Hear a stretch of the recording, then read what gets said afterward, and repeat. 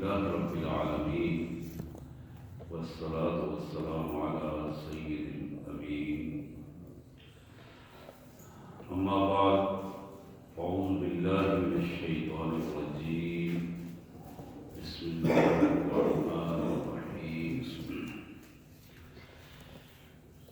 شهر رمضان الذي أنزل فيه القرآن هدى للناس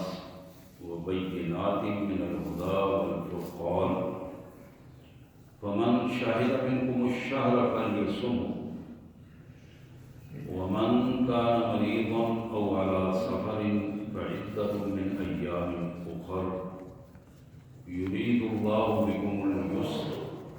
ولا يريد بكم العسر ولتكملوا العدة ولتكبروا الله على ما هداكم ولعلكم تشكرون وإذا سألك عبادي عني فإني قريب أجيب دعوة الداعي إذا دعان فليستجيبوا لي وليؤمنوا بي لعلهم يرشدون آمنت بالله صدق الله العظيم اللهم صل على سيدنا مولانا محمد وعلى آل سيدنا مولانا محمد وبارك وسلم اللهم صل على جميع الأنبياء والمرسلين وعلى الملائكة المقربين وعلى سائر الصحابة والتابعين وعلى عباد الله الصالحين اللہ کے پاک کلام قرآن مجید میں یہ سورہ البقرہ آیت نمبر 184 85 اور 86 تین آیات مبارکہ میں نے تلاوت کی۔ سب سے پہلے ان تینوں آیات مبارکہ کا سادہ سا مفہوم اور پھر مختصر سے وقت میں نبی رحمت صلی اللہ علیہ وسلم کے ارشادات کے حوالے سے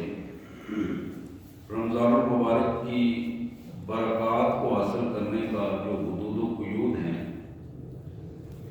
اللہ تعالیٰ نے جو اس کا نظم و ضبط اور ڈسپلن ہمارے سامنے رکھا ہے، اللہ کے رسول صلی اللہ علیہ وسلم نے جو طریقے بتائے ہیں، اس کے حوالے سے رمضان المبارک کی عبادات کو حاصل کرنا اور پھر انہیں محفوظ کر لینا اپنے ریکارڈ میں اور اپنے اللہ کے حضور پیش کرنے کے لیے اور پیش ہونے کے لیے تیار رہنا، یہی وہ بنیادیں ہیں۔ انشاءاللہ اس پہ بات ہوگی۔ اللہ سے دعا ہے اللہ تبارک و تعالیٰ ہمیں درست کہنے اور درست سمجھنے کی توفیق عطا فرمائے۔ اللہ کے مبارک نام سے جو بڑا مہربان بہت زیادہ رحم کرنے والا ہے۔ شہر رمضان، رمضان کا مہینہ، الذی انزل فیہ القرآن، وہ مبارک مہینہ ہے جس میں قرآن مجید نازل کیا گیا۔ ہدی للناس، یہ قرآن مجید لوگوں کے لیے رہنمائی کا اسباب پیدا کرتا ہے۔ وبینات من الہدی والفرقان، اور لوگوں کے لیے یہ واضح دلائل پیش کرتا ہے جو ہدایت کے دلائل بھی ہیں اور حق اور باطل کے درمیان فرق کر دینے والے دلائل بھی ہیں۔ فمن شہد منکم الشہر، تم میں سے جو شخص اس مہینے میں موجود ہو، اس کی زندگی میں یہ ماہ مبارک آ جائے، فلیصمہ، اس پر فرض یہ ہے کہ وہ اس کا روزہ رکھے۔ ومن کان مریضا، اور جو تم میں بیمار ہو، او علی سفر، یا سفر پر ہو، فعدۃ من ایام اخر، تو جو روزے اس کے چھوٹ جائیں وہ باقی دنوں میں پورے کر رہے ہیں۔ یرید اللہ بکم اليسر، اللہ تمہارے لیے آسانیاں چاہتا ہے۔ ولا یرید بکم العسر، تمہارا مالک اللہ وحدہ لا شریک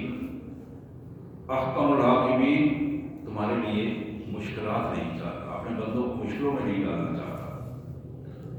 وَلِتُكْمِلُوا الْعِدَّةَ، اس گنتی کو گنتی کے دنوں میں پورا کرو، ایک ایک روزے کو گن کر اس کو مکمل آخر تک پہنچاؤ۔ وَلِتُكَبِّرُوا اللَّهَ عَلَىٰ مَا هَدَاكُمْ، اللہ نے جس طرح تمہیں رہنمائی دی ہے اسی طرح اللہ کی بڑائی اور کبریائی کو بیان کیا کرو۔ وَلَعَلَّكُمْ تَشْكُرُونَ،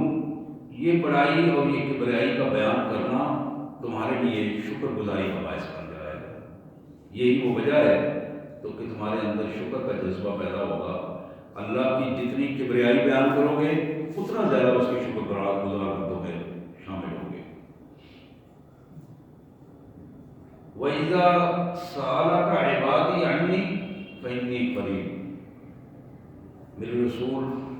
صلی اللہ علیہ وسلم، میرے بندے آپ سے میرے بارے میں جب پوچھیں تو انہیں بتاؤ انی قریب، میں ان کے تصور سے بھی زیادہ قریب ہوں۔ اجیب دعوت الداع اذا دعان، اور جب بھی کوئی پکارنے والا پکارتا ہے، آواز دینے والا مجھے آواز دیتا ہے، دعائیں کرنے والا میرے حضور دعائیں کرتا ہے، تو میں اس کی پکار کا جواب دیتا ہوں، اس کی دعاؤں کو قبول کرتا ہوں۔ فَلْيَسْتَجِيبُوا لِي، اب میرے بندوں کی یہ ذمہ داری یہ ہے، اس پکارنے والے میرے بندے کی، دعا کرنے والے کی یہ ذمہ داری ہے کہ وہ میرے دین کو بھی قبول کرے، میرے احکامات کو بھی قبول کرے،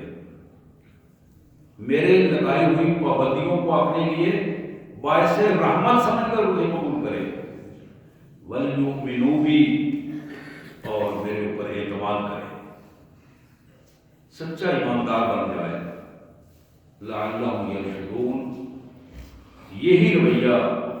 ان لوگوں کے لیے رشد و ہدایت کا باعث بن جائے گا، کامیابیوں کا باعث بنے گا، رہنمائی کا باعث بنے گا۔ سبحان اللہ و بحمدہ، سبحان اللہ العظیم و بحمدہ، نستغفر اللہ یا ارحم الراحمین یا ذا الجلال والاکرام۔ وصلی اللہ علی النبی وعلی آلہ و اصحابہ و ازواجہ و بناتہ وبارک وسلم۔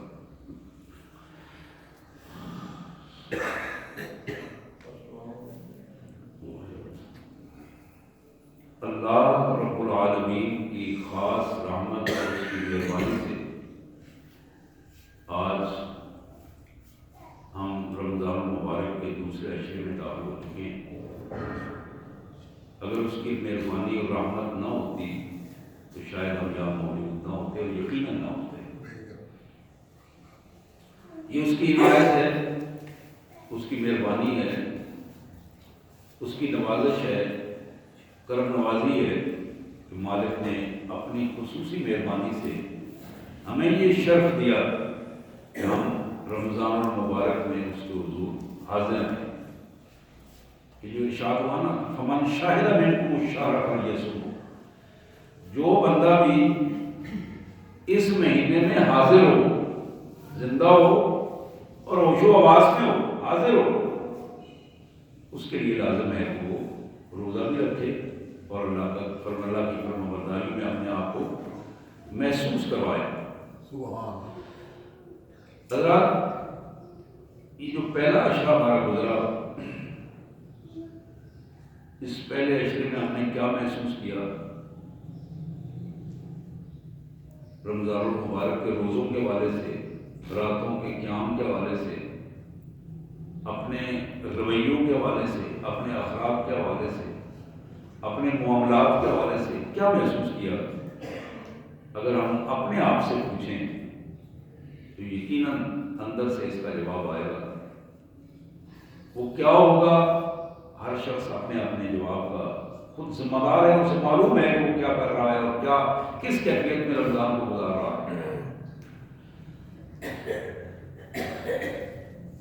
اللہ کی رحمت جس نے اس پورے ماحول کو گھیرا ہے،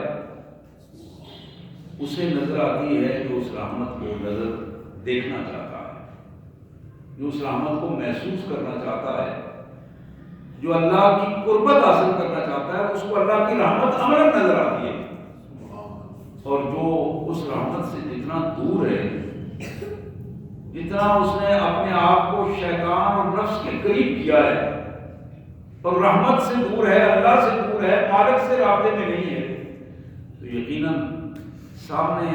پڑی ہوئی رحمت بھی، سامنے نزول ہوتی ہوئی رحمت بھی اسے نظر نہیں آئے گی۔ قرآن مجید نے اور حدیث مبارکہ نے کائنات میں نے پچھلی دفعہ حدیث مبارکہ آپ کے سامنے رکھی تھی کہ کائنات میں اللہ فرماتے ہیں ایمان والوں کی زندگی میں اس مہینے سے بہتر کوئی لمحات نہیں آئے،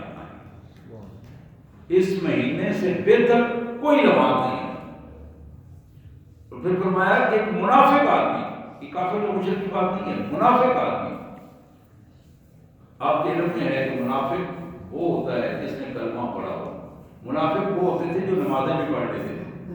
منافق وہ ہوتے تھے ماحول میں رہتے چلتے پھرتے تھے، مسلمان محسوس ہوتے تھے، یہ ان منافقین کی بات ہے۔ حضور نے فرمایا کہ منافق آدمی یہ ماہ مبارک اس کی زندگی میں جتنا شر پہلے ہے اس سے زیادہ بدترین شر ان دنوں میں ہو جاتا ہے، وہ زیادہ دنیا سمیٹنے میں لگا ہوتا ہے، وہ اگر کسی شر میں ہے تو اس شر میں پڑتا چلا جاتا ہے، اس لیے کہ وہ خیر کی طرف آنا نہیں چاہتا، وہ شر کی طرف جانا چاہتا ہے اور شر اس کے اندر اضافہ کرتا چلا جاتا ہے۔ حضرات، یہ جو خیر اور شر کی دونوں طاقتیں ہیں، دونوں قوتیں ہیں، دونوں رویے ہیں، ان طاقتوں، قوتوں اور رویوں میں ہمارا کردار کیا ہے؟ ہم جہاں کام کریں ہیں، ہمیں خیر کی تلاش ہے یا شر کی تلاش ہے؟ ہم خیر کا نام لے کر شر کو ڈھونڈ رہے ہیں؟ یہ وہ سوالات ہیں جن کا جواب ہمارا اپنا ضمیر ہمیں دیتا ہے کہ ہم کس کس انداز میں اپنے آپ کو کہاں پاتے ہیں۔ جناب محمد کریم صلی اللہ علیہ وآلہ وسلم نے ارشاد فرمایا، یہ بخاری اور مسلم کی حدیث ہے، کئی دفعہ آپ نے سنی ہے، میں دوبارہ عرض کر رہا ہوں۔ آپ نے فرمایا الصیام جنہ، لوگوں تمہارے روزے تمہارے لیے ڈھال ہیں، جہنم کی آگ سے ڈھال ہیں، شر تک پہنچنے میں ڈھال بن جاتے ہیں، تمہارے معاملات کو درست کرنے میں برے معاملات سے ڈھال بن جاتا ہے روزہ تمہارے لیے، تمہارے اخلاق کی درستگی میں ڈھال بن جاتا ہے۔ الصیام جنہ، تمہارے روزے تمہارے لیے ڈھال ہیں، تمہاری حفاظت کرتے ہیں، ڈھال کا مطلب ہے حفاظت کرنے والی چیز۔ اور پھر اس کا طریقہ آپ نے یہ ارشاد فرمایا، وَإِذَا كَانَ يَوْمَ صَوْمَ أَحَدِكُمْ وَإِذَا كَانَ يَوْمَ صَوْمِ أَحَدِكُمْ فَلْيَرْفَثْ وَلَا يَسْخَبْ، تم میں سے جس بندے نے روزہ رکھا ہو، دو کام اس کی ذمہ داریوں میں بڑے بنیادی کام ہیں۔ ایک یہ ہے کہ اس کی سوچ اور عمل میں کوئی بھی خواہشات نفس اور جنسی معاملات نہ آئیں، اس بات کی پہلی کوشش کرے۔ ولا یرفث، یہی الفاظ حج کے بارے میں بھی ہیں، یہی الفاظ نماز کے بارے میں بھی ہیں، لیکن روزے کے حوالے سے یہ اور زیادہ شدید ترین سلسلہ بن جاتا ہے کہ بندہ مومن جب روزہ رکھ لیتا ہے، اپنے آپ کو اللہ میں کے رابطے میں محسوس کرتا ہے، تو پھر نفسانی خواہشات سے وہ بہت دور نکل جاتا ہے۔ یعنی بنیادی طور پر حرام خوری، حرام کاری اور حرام فکری سے اپنے آپ کو بچائے۔ دوسرا جملہ جو آپ نے ارشاد فرمایا، ولا یسخب، شور شرابہ نہ کرے، اپنے مزاج کو کنٹرول کر دے، شور شرابہ نہ کرے، اونچی اونچی آوازیں، اونچے اونچے قہقہے، اونچی آواز سے لوگوں کو محفلوں میں بیٹھ کے باتیں کرنا، یعنی بلا مقصد جو کچھ آوازیں نکالنے کی پوزیشن ہے اس سے اپنے آپ کو بچائے، پرہیز کرے۔ اور پھر اس کی ایک تیسری شکل یہ بھی بتائی، فَإِنْ صَابَهُ أَوْ قَاتِلَهُ فَلْيَقُلْ إِنِّي صَائِمٌ۔ اگر کوئی بندہ اس سے بدتمیزی پہ اتر آتا ہے، بد اخلاقی پہ اتر آتا ہے، وہ گالی گلوچ کرتا ہے، ڈانٹتا ڈپٹتا ہے، یا کوئی بندہ اس سے ہاتھ سے لڑائی کرنا شروع کر دیتا ہے، یہ بڑی ایسی کیفیت ہے کہ بعض اوقات بندے کو کنٹرول کرنا بڑا مشکل ہو جاتا ہے، لیکن یہاں اللہ نے فرمایا تم کنٹرول کرو اپنے آپ کو۔ زبان رکھنے کے باوجود اپنی زبان کو نہ چلاؤ، ہاتھوں میں قوت رکھنے کے باوجود اپنے ہاتھوں کی قوت کو کنٹرول کرو، اور صرف اتنا کہو کہ میں روزے دار ہوں، میں تمہاری اس بات کا جواب نہیں دوں گا، میں تمہارا مقابلہ نہیں کروں گا۔ حضرات، یہ وہ اہم ترین نمونہ ہے جو بندہ مومن کی زندگی میں ایک خاص راستہ متعین کر دیتا ہے، اور خاص راستہ متعین کرنے کے ساتھ ہی اس کی جو ذہنی سطح بنتی ہے وہ ایک خاص ماحول بنا دیتی ہے، اور جب ایک خاص ماحول ترتیب پاتا ہے تو پھر اس سے جتنے متعلقین ہیں، جتنے ریلیٹڈ ہیں، اس کے بچے ہیں، اس کی بیوی ہے، اس کا خاندان ہے، فیملی ہے، اس بندے کے رویے سے اس کے دوست احباب ہیں، ان پر اس کے اثرات مرتب ہونا شروع ہوتے ہیں۔ جتنا زیادہ یہ بندہ مخلصانہ طور پر اپنے آپ کو اس انداز میں پیش کرتا ہے، اتنے زیادہ خوبصورت اثرات وہ اپنے ماحول میں مرتب کرتا ہے، اور جتنا زیادہ وہ منافقانہ رویے کے ساتھ رکھتا ہے، اتنے ہی زیادہ اس کے ماحول پہ منافقانہ اثرات پڑتے ہیں۔ گھر کا سربراہ، والد والدہ اگر پکے ایماندار ہیں، سچے ایماندار ہیں، اپنے رویے میں اسی انداز میں جس طرح قرآن نے کہا، اللہ کے رسول نے کہا، رمضان المبارک میں ان کے رویے ولا یرفث ولا یسخط میں آ جاتے ہیں، تو آپ یقین کیجیے کہ ان کے بچوں میں، گھر کے ماحول میں بھی وہی رویہ بنتا ہے۔ لیکن اگر والدین کا رویہ منافقانہ ہوتا ہے، بات کرتے کچھ اور ہیں، کہتے کچھ اور ہیں، عمل کچھ اور ہے، زبان پہ کچھ اور ہے، تو پھر جو اولاد میں رویہ بنتا ہے وہ بالکل اسی انداز میں بنتا ہے، وہ بھی اسی انداز میں بنتا ہے۔ اور اس کی جو تفصیل اللہ کے پیارے رسول صلی اللہ علیہ وسلم نے دوسری حدیث مبارک میں پیش کی، بڑے کمال قسم کے الفاظ ہیں، مختصر سی بات ہے لیکن بڑے کمال الفاظ ہیں۔ یہ حدیث مبارک کی کئی دفعہ آپ نے سنی ہے، پڑھی ہے۔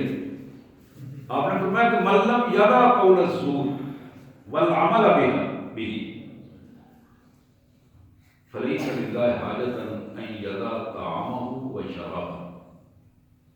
جس بندے نے جھوٹ بولنا نہ چھوڑا،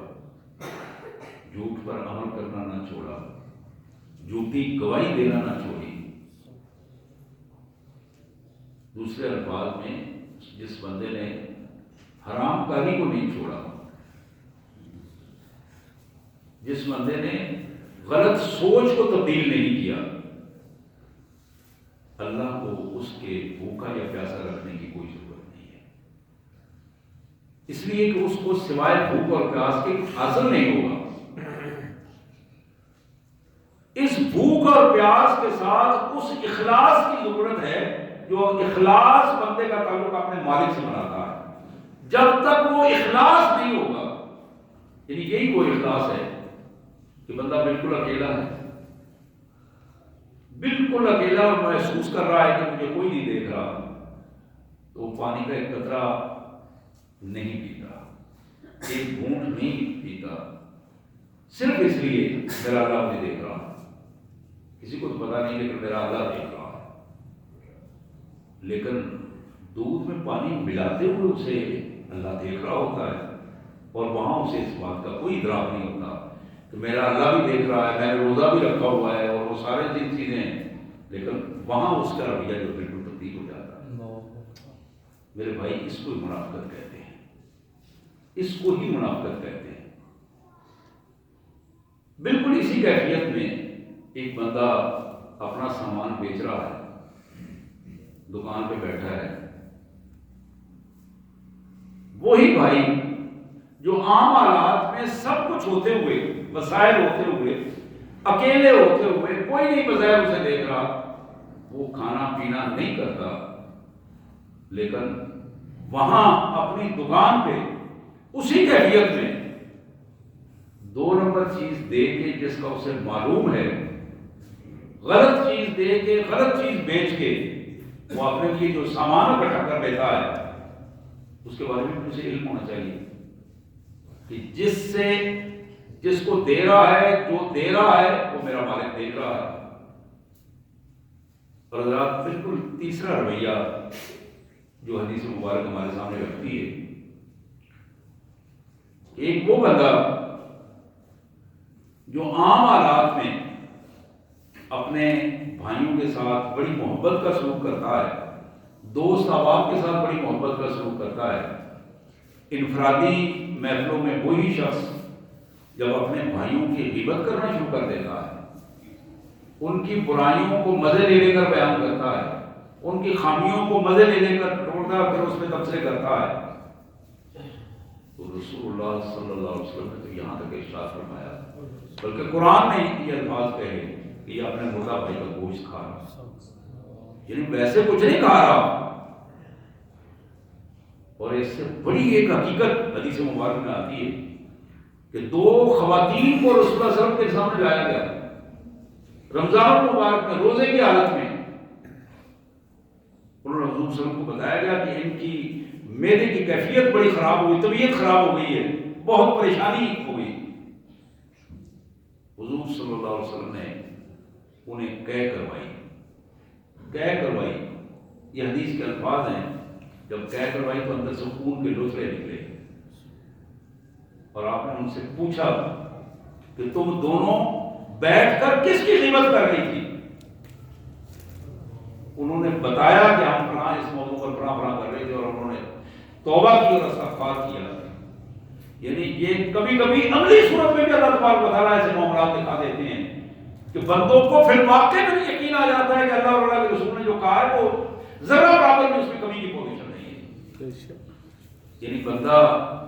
ویسے تو گوشت نہیں کھاتا روزے کی وجہ سے، اچھے کھانے پکے ہوئے چھوڑ دیتا ہے، انتظار کرتا ہے اس وقت کا جو اچھا وقت آئے گا، افطار کا وقت آئے گا، تو جب اللہ کا حکم ہوگا، صرف اللہ سے ڈرتے ہوئے، لیکن غیبت والا گوشت وہ کھا لیتا ہے، روزے کے ساتھ بھی کھا لیتا ہے۔ یہ وہ رویہ ہے جو قرآن ہمیں بتانا چاہتا ہے، من لم یدع قول الزور والعمل به فلیس للہ حاجۃ ان یدع طعامہ و شرابہ۔ لوگوں جس نے جھوٹ بولنا نہ چھوڑا، جھوٹ پر عمل کرنا نہ چھوڑا، جس نے جھوٹی شہادت دینا نہ چھوڑی،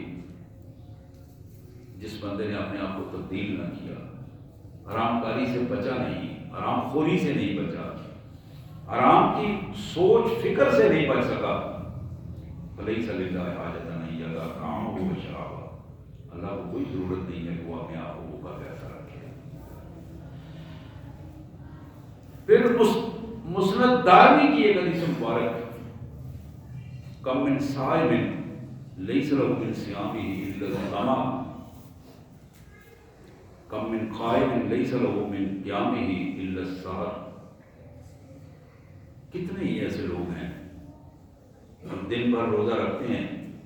انہیں سوائے پیاس اور بھوک کے کچھ نصیب نہیں ہوتا،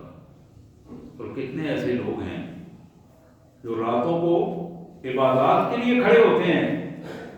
لیکن سوائے بے خوابی کے، پریشانی کے، اور آنکھوں کے اور جسم کے تھکانے کے اور کوئی چیز انہیں حاصل نہیں ہوتا۔ مقصد یہ ہے کہ اللہ کی رضا انہیں نہیں ملتی، اللہ اپنے ان بندوں کے اس عمل کو قبول نہیں کرتا، اس لیے کہ وہ عمل نفاق کے ساتھ آ رہا ہے، ایمان کے ساتھ نہیں آ رہا، نفاق کے ساتھ آ رہا ہے۔ اگر ایمان کے ساتھ آتا تو پھر عمل قبول بھی ہوتا، اور پھر عمل کی بہت سارا اسے اجر عظیم بھی ملتا، لیکن نفاق کے ساتھ آنے کی وجہ سے وہ عمل بھی آگ سے کیا اور ذلت و رسوائی بھی ہوئی، اور پھر آگے عمل کی بجائے اجر کی بجائے بندے کے لیے عذاب کی کیفیت ہوئی۔ حضرات، ہم جب عملی زندگی میں دیکھتے ہیں،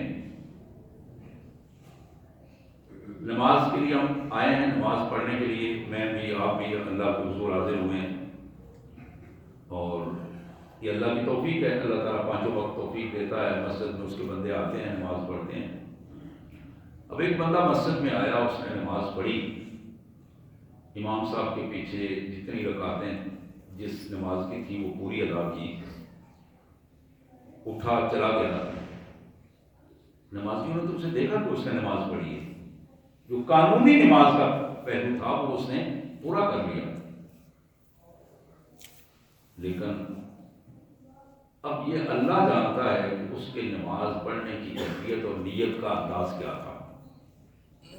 ہم کسی کے بارے میں تو یہ نہیں کہہ سکتے کہ اس نے غلط نماز پڑھی یا نماز نہیں پڑھی۔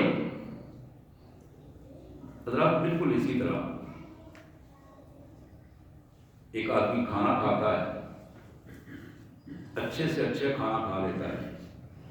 بہتر کھانا بنواتا ہے، کھانا کھانے کے بعد اٹھتا ہے اور کہہ کر دیتا ہے، اس کا کھانا اس کے لیے افادیت کا باعث تو نہیں بنا،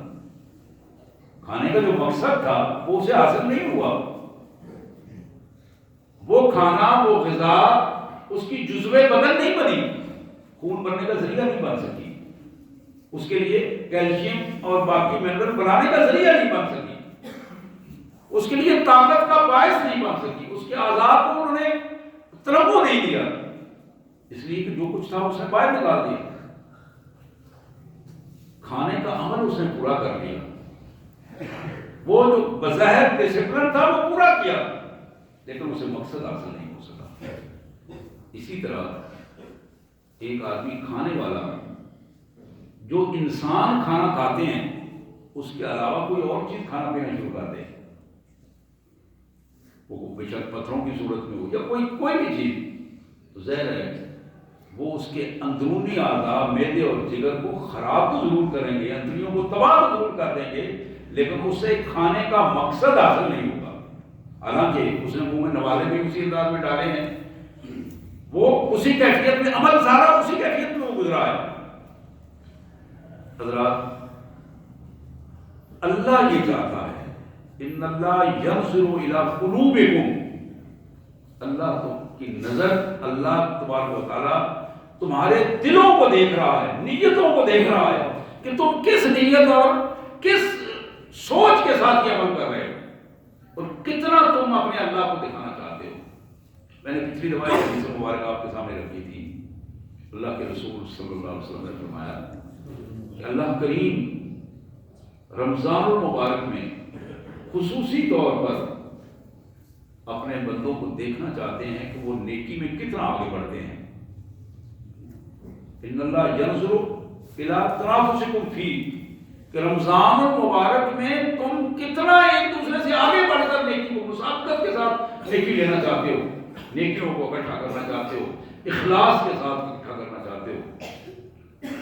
وَیُبَاہِی بِکُمُ الْمَلَائِکَۃُ، اور پھر جب تم ایک دوسرے سے آگے بڑھتے ہو، نیکیوں میں کوشش کرتے ہو، تو اللہ تبارک و تعالیٰ تمہارے ان کارناموں کو، ان کوششوں کو، ان مساعی جلیلہ کو، ان مبارک کوششوں کو فرشتوں کے سامنے فخری انداز میں پیش فرماتے ہیں۔ دیکھو میرے بندے، رسول اللہ صلی اللہ علیہ وسلم نے فرمایا فَأَرُوا اللَّهَ فِي أَنفُسِكُمْ، میں اپنے امتیوں تمہیں یہ بتانا چاہتا ہوں کہ تم اپنے مالک کو یہ دکھاؤ، فَأَرُوا اللَّهَ فِي أَنفُسِكُمْ خَيْرًا، کہ تم واقعی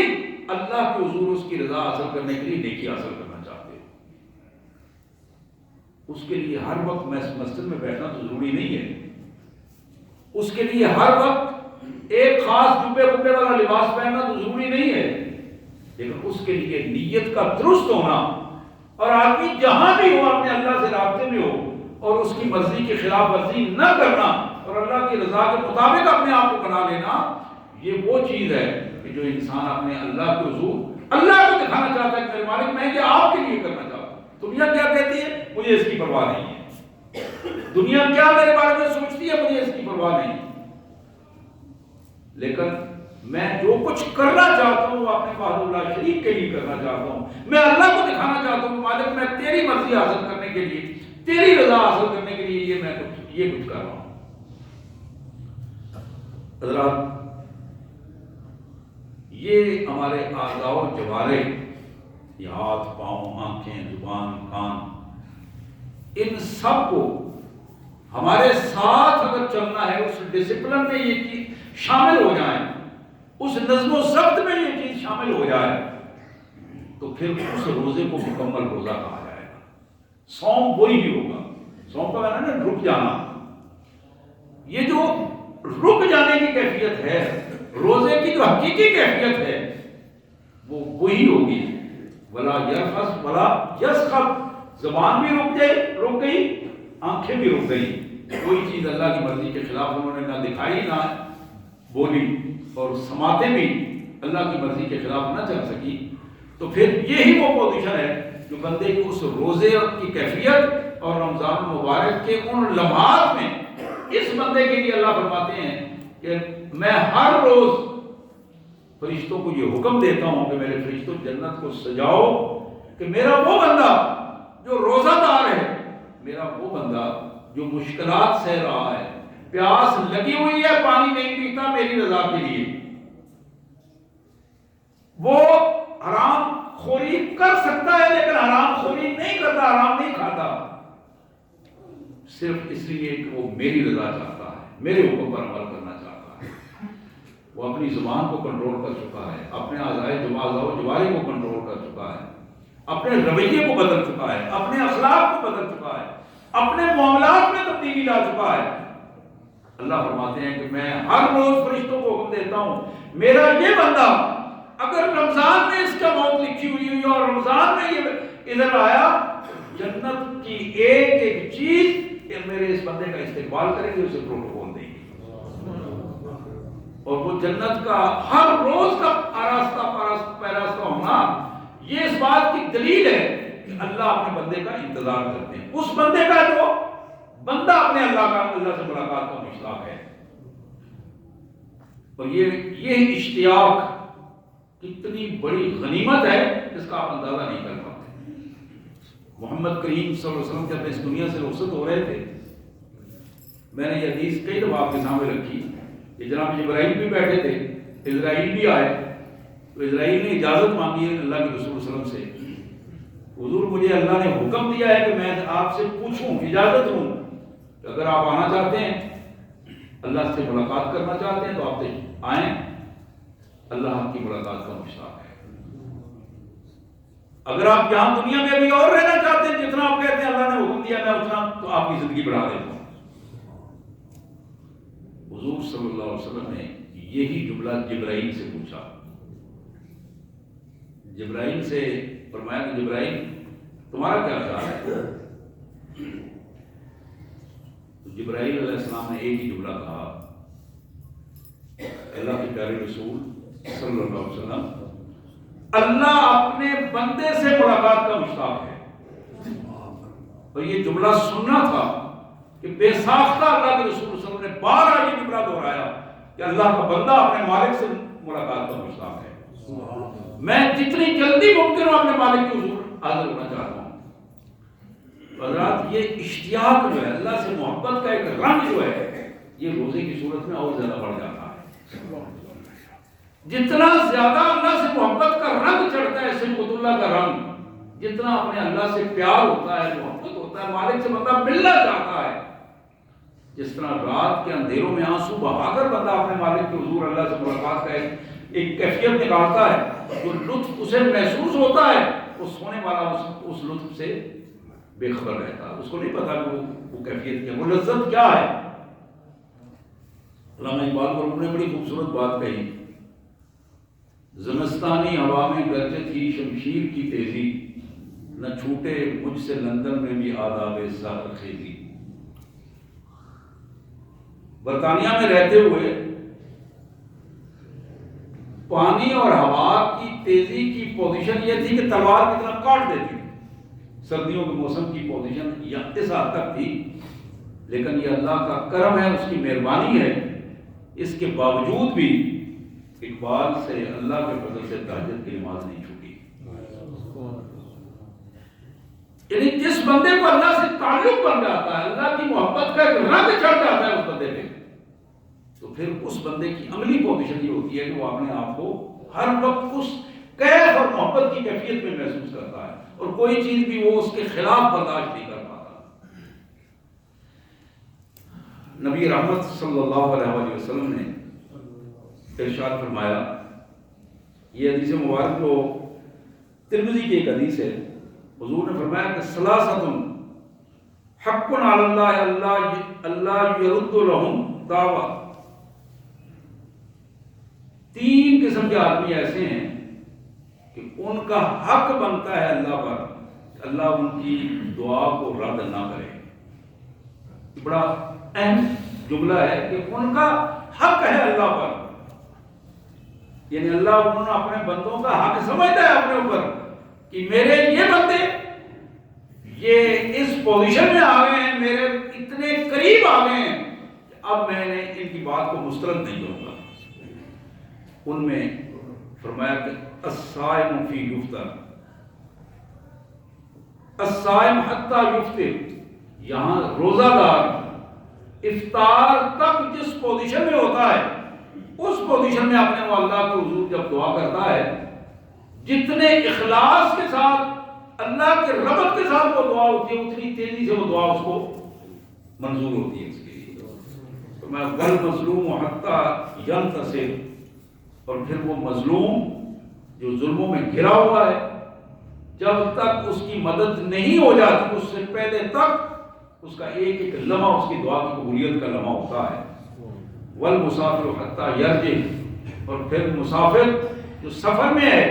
اور پھر اللہ کو یاد کرتا سفر کر رہا ہے، جب تک وہ سفر میں رہتا ہے اللہ تعالیٰ اس کی دعا کو بھی قبول فرماتے ہیں۔ تو میں اس کو پڑھ رہا تھا کہ بعض اوقات ہم دیکھتے ہیں کہ ایک مایوسی کی کیفیت ہوتی ہے، دعائیں سنی نہیں جا رہی، تو حدیث کا جب ہم تجزیہ کرتے ہیں تو 5 پہلو حدیث میں آتے ہیں دعاؤں کی قبولیت کے اعتبار سے۔ بعض اوقات تو یہ ہوتا ہے کہ بندہ جو ہی منہ سے بات نکلی ہے تو اسی وقت دعا قبول ہوگی، ہر ایک کے ساتھ ایسا کبھی نہ کبھی ہوتا ہے، یوں ہی زبان سے بات نکلی ہے، دل میں سوچا ہے، رو کر اللہ سے دعا کی ہے، ابھی دعا ختم نہیں ہوئی تو وہ سامنے اس کا رزلٹ جو ہے وہ بندہ محسوس کرتا ہے کمال ہو گیا۔ پھر ایک بات ایسی کیفیت ہوتی ہے کہ دعا بظاہر تو بندہ سمجھتا ہے شاید قبول نہیں ہوئی، لیکن اللہ تبارک و تعالیٰ جس چیز کی اس نے دعا کی تھی اس سے بہتر اسے عطا کر دیتا ہے، یعنی اس سے بہتر ملتی ہے اسے، وہ بھی دعا کی بہتری قبولیت کا انداز ہے۔ پھر اسی طرح اللہ کے رسول صلی اللہ علیہ وسلم نے فرمایا کہ بعض اوقات یہ ہوتا ہے اللہ دعاؤں کے بدلے بندے کی مصیبت ٹال دیتا ہے، اس بندہ دعا کر رہا ہے کچھ لینے کے لیے اللہ سے، اس کے اوپر جو مصیبت آنے والی ہے تو اس کی زندگی کو خطرہ ہے، اس کا نقصان ہو رہا ہے، اللہ تعالیٰ اس کو ٹال کر اس بندے کو اور زیادہ محفوظ فرما دیتے ہیں۔ یہ بھی دعا کی قبولیت کا ایک انداز ہے۔ اور پھر نبی رحمت صلی اللہ علیہ وسلم نے فرمایا بعض اوقات اللہ اپنے بندے کی دعاؤں کو لیٹ کر دیتا ہے، دعا لیٹ کر کے اس کو اجر زیادہ عطا کرتا ہے، بندہ بار بار دعائیں کرتا ہے، روتا ہے، بار بار اللہ کے حضور مغفرت کی دعا کرتا ہے اور اپنا جو کچھ مانگنا چاہتا ہے وہ مانگتا ہے، تو اللہ تبارک و تعالیٰ جتنا لیٹ کرتے ہیں اتنا اس سے کئی گنا بڑھا کر اس کو اجر بھی عطا فرما دیتے ہیں۔ اور پھر 5ویں صورت یہ ہے اللہ تبارک و تعالیٰ اپنے بندے کی دعا اس دنیا میں تو نہیں منظور کرتے لیکن اسے آخرت کے لیے محفوظ رکھ دیتے ہیں، اور حدیث میں یہ الفاظ آتے ہیں کہ آخر حشر کے دن جب بندے کا حساب ہوگا تو اس کے حساب میں بہت سارا اجر اس کیفیت کا بھی آئے گا، وہ بندہ حیران ہو جائے گا کہ یہ اتنا اجر میں نے تو یہ عمل نہیں کیے تھے، اسے بتایا جائے گا کہ یہ تیری ان دعاؤں کا اجر ہے جو اللہ نے دنیا میں دعائیں تو منظور نہیں کی تھی اور تمہارے لیے رکھ لی تھی۔ حضور فرماتے ہیں کہ بندہ اس دن یہ افسوس کرے گا کہ کاش میری وہ دعائیں بھی ادھر آ جاتی، ادھر دنیا میں نہ منظور ہوتی، جو میں دعائیں کرتا رہا اور قبول ہو گئی تھی، اللہ ان کو بھی وہاں مجھے نہ دیتا، یہاں آخرت کے لیے رکھ لیتا۔ تو یہ دعاؤں کی جو قبولیت کا انداز ہے، افطار تک، سحر سے افطار تک کا یہ جو وقت ہے، اس میں آدمی اگر اپنے آپ کو اللہ کا بندہ ثابت کر دے، اللہ کی محبت کا رنگ اپنے اوپر سوار کرے، اور پھر دل، دماغ اور جسم اور اعمال ایک ہی پیج پر آ کر ایک ہی انداز میں اپنے اللہ کو حضور گڑگڑاتے ہوئے، تو یقیناً اس کے سامنے اس کا رزلٹ بھی آئے گا، اور اگر رزلٹ اسے نظر نہیں آئے گا تو پھر ان صورتوں میں اللہ تبارک و تعالیٰ اس کی رحمتیں اس کا استقبال کریں گے۔ حضرات، یہ بالکل آخری ایک میں حدیث آپ کے سامنے رکھنا چاہتا ہوں۔ اس سے پہلے بھی میں نے کئی دفعہ یہ حدیث سنائی ہے، لیکن آج بھی اس ماحول میں بتانا چاہتا ہوں۔ حضور صلی اللہ علیہ وسلم نے فرمایا، صحیح ابن خزیمہ کی یہ روایت ہے کہ نظر اللہ علیہم فی هذه اللیلہ فعفا عنہم وغفر لهم الا اربع۔ لیلۃ القدر کی رات، جس رات کو اللہ تعالی ہزاروں لاکھوں انسانوں کو خصوصی طور پر معاف کرتے ہیں، وہ رات اللہ تعالیٰ اپنے بندوں کی طرف نظر رحمت فرماتے ہیں اور اپنے بندوں کو معافی کا پروانہ عطا فرمائیں گے۔ حضور فرماتے ہیں کہ بڑے بڑے لوگ، گناہ گار جو اللہ سے معافی مانگتے ہیں، اللہ تعالیٰ ان کو معاف کر دیں گے، الا اربع، 4 قسم کے بندے ہیں، ان کو اللہ معاف نہیں کریں گے۔ یہ الفاظ آئے تو صحابی کہتے ہیں، جناب ابن عباس کہتے ہیں، فقلنا یا رسول اللہ من ہم، ہم بڑے پریشان ہو گئے، پریشانی کی کیفیت میں ہم نے عرض کیا، اللہ کے رسول وہ کون بدبخت ہیں جو لیلۃ رمضان المبارک پھر لیلۃ القدر میں بھی ان کو معافی نہیں ہو سکی؟ حضور صلی اللہ علیہ وسلم نے فرمایا، پہلا بندہ مدمن خمر، جو عادی شرابی ہے، اللہ اس کو معاف نہیں کرے گا۔ عادی شرابی مسلسل اس عمل میں ہے اور اسے کبھی حیا نہیں آئی، کبھی اللہ کا خوف نہیں آیا، کبھی آپ گندگی سے اپنے آپ کو اس نے نکالنے کی کوشش نہیں کی، اور بالکل علماء کہتے ہیں کہ اسی طرح کی، اسی حدیث کے مطابق جو عادی منشیات کو استعمال کرنے والا بندہ ہے، جو اپنی زندگی کے ساتھ کھیلتا ہے، اللہ تعالیٰ ایسے بندے کو معاف نہیں کرے گی۔ اور پھر رسول اللہ صلی اللہ علیہ وسلم نے فرمایا، وعاق لوالدین، نمازی ہو، بڑا پرہیزگار ہو، بظاہر روزے دار ہو، لیکن اگر اپنے والدین کا نافرمان ہے، ماں باپ کے ساتھ بدتمیزی کرتا ہے، ماں باپ کا احترام نہیں کرتا، ان کی بات نہیں سنتا، درست بات بھی نہیں سنتا، اور غلط بات تو اگر وہ غلط ہے تو حضور صلی اللہ علیہ وسلم نے فرمایا کہ ایسا بندہ کسی صورت میں بھی اللہ تعالیٰ اس کو معاف نہیں کریں گے۔ قرآن مجید نے اس کا ایک بڑا خوبصورت حوالہ دیا ہے کہ تم سمجھتے ہو کہ تمہاری سمجھ میں اگر بات نہیں آ رہی، ماں باپ کی بات اگر وہ تمہیں دین سے روکتے ہیں، تو پھر وصاحبہما فی الدنیا معروفا، دنیا کے معاملات میں تمہیں نقصان بھی ہو جائے تو اپنے ماں باپ کا احترام کرو اور ان کی بات کو مت ٹالو، اپنی زبان کو کنٹرول کرو، اپنے ہاتھوں اور رویوں کو کنٹرول کرو۔ پھر اللہ کے رسول صلی اللہ علیہ وسلم نے فرمایا، وقاتل رحم، وہ بندہ جو رشتہ داروں سے کٹ جائے، دوسروں سے تعلقات ٹھیک ہوں اس کے، لیکن اپنے بہن بھائیوں سے تعلقات، اپنے خالاؤں پھوپھیوں سے تعلقات، اپنے سسرالی رشتہ داروں سے تعلقات نہ بنا سکا، ان پر وہ روک جھاڑتا ہے اور دوسروں کے سامنے وہ تعلقات بناتا ہے۔ حضور صلی اللہ علیہ وسلم نے فرمایا، قاطع الرحم، یہ بندہ جو رشتہ داری کے سلسلوں کو کاٹ دیتا ہے، بناتا نہیں، جڑتا نہیں، محبتیں تقسیم نہیں کرتا، اس شخص کو بھی اللہ تبارک و تعالیٰ معاف نہیں فرمائیں گے۔ پھر اللہ کے رسول صلی اللہ علیہ وسلم نے فرمایا، وہ مشاہن، اور وہ شخص جو بغض اور کینہ رکھنے والا ہے، پکا نمازی ہے لیکن حسد بغض کینہ بھرا ہوا ہے، دوسروں کو جب دیکھتا ہے غلط نظر سے دیکھتا ہے، حسد سے دیکھتا ہے، کینے سے دیکھتا ہے، بات بات پر اعتراضات اس کے ذہن میں آتے ہیں۔ ایسا بندہ اللہ کے حضور اس پوزیشن میں ہوگا کہ اللہ تعالیٰ اس کو معاف نہیں کریں گے۔ یہ 4 بندے کی روایت اللہ کے رسول صلی اللہ علیہ وسلم نے عادی شرابی اور عادی منشیات کا استعمال کرنے والا، جو اللہ سے معافی نہیں مانگتا اور اسی کیفیت میں رہتا ہے، والدین کا نافرمان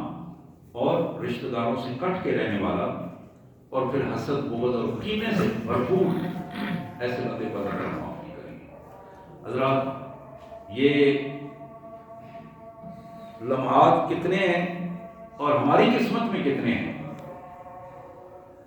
تھوڑے سے لمحات ہیں، اور اپنے آپ کو اللہ سے جوڑ کر، رمضان سے جوڑ کر، رسول اللہ کی اطاعت کے ساتھ اللہ کی محبت سے سرشار ہو کر اس وقت کو گزاریے۔ ممکن ہے ہماری موت اسی حوالے سے لکھی ہو کہ جب ہم اپنے اللہ کے حضور جائیں تو ہمیں کم از کم شرمندگی نہ ہو۔ اللہ سے دعا ہے اللہ میں اس کی توفیق عطا فرمائے۔ اللہ الحمدللہ رب العالمین۔